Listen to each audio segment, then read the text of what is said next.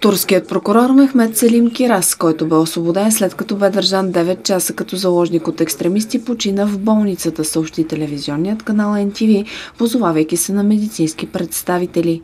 Кирас беше освободен от полицията в съдебната палата в Истанбул, но получи 5 огнестрелни рани. 3 куршума попаднаха в главата му, а други 2 в тялото му.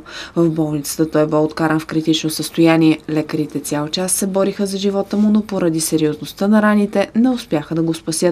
Терористите, които взеха Кирас за заложник, са влезли в сградата дегизирани като адвокати.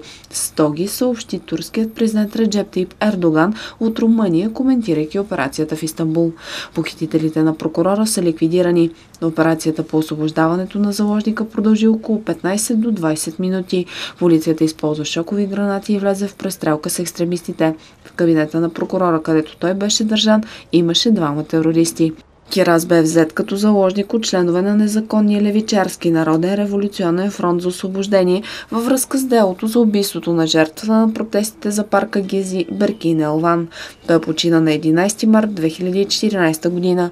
Преди това бе 269 дни в кома, след като бе улучен със снаряд със сълзотворен газ по време на протестите срещу реновацията на парка Гези.